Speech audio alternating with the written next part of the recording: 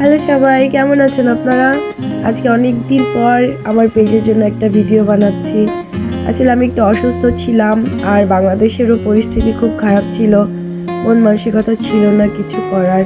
তো বাবু আসবে, ওর উপলক্ষে একটু রান্না বান্না করছি, তো ভাবলাম আমার পেজে শেয়ার করি আপনাদের সাথে। সো আজকের মেনু হচ্ছে কাচ্চি বিরিয়ানি। এটা আমি মাংসটা ম্যারিনেট করে, খাসির মাংস দমে বিরিয়ানিটা বসিয়ে দিয়েছি।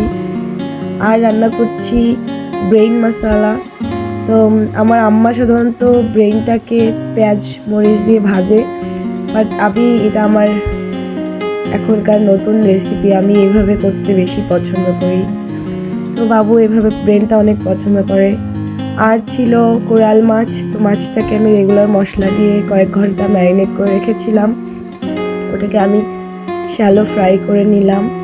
আর এই মাছটার স্পেশাল হচ্ছে এই যে গার্লিক বাটার সসটা, এটার জন্য এটা মাছটার ভিতরে একটা অসাধারণ ফ্লেভার এনহ্যান্স করে। আমি কোরাল মাছটাকে এভাবে করতে পছন্দ করি। আর আসলে আমি খুব বেশি কিছু করতে পারিনি, কারণ আমি অসুস্থ, আমার ছেলে অসুস্থ, আমাদের জ্বর ঠান্ডা, আর তার উপরে আমার 3টা আঙ্গুল একদম বাম হাতের বার্ন। এটা ইউজ করা, কাজ করা, পানি ধরা সম্ভব না। তো ডেজার্টে আমি আসলে শুধু একটু দই বসিয়েছি।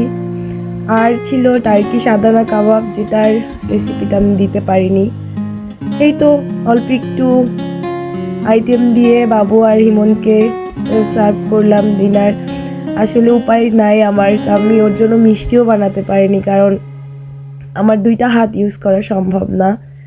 গোলাপ জামুনও এত পছন্দ করে, বানাতে পারিনি দেখে আমারও ভালো লাগেনি। তুই তো ইনস্ট্যান্ট দইটা যে বসিয়েছিলাম এটাই রক্ষা। আর ছিল বাসায় সেমাই, তো ভাবলাম যে একটু সেমাই রান্না করি। এই তো অল্প একটু মেনু, আমার পুরো টেবিল খালি, সাধারণত এরকম থাকে না, বাট তারপরেও যতটুকু পেরেছি এক হাত দিয়ে। আপনারা হয়তো বুঝতে পারছেন আমার কণ্ঠ শুনে, আমি খুবই ঠান্ডা জ্বরে আক্রান্ত। তো আপনাদের সাথে শেয়ার করলাম আমার আজকের মেনু। ভালো থাকবেন।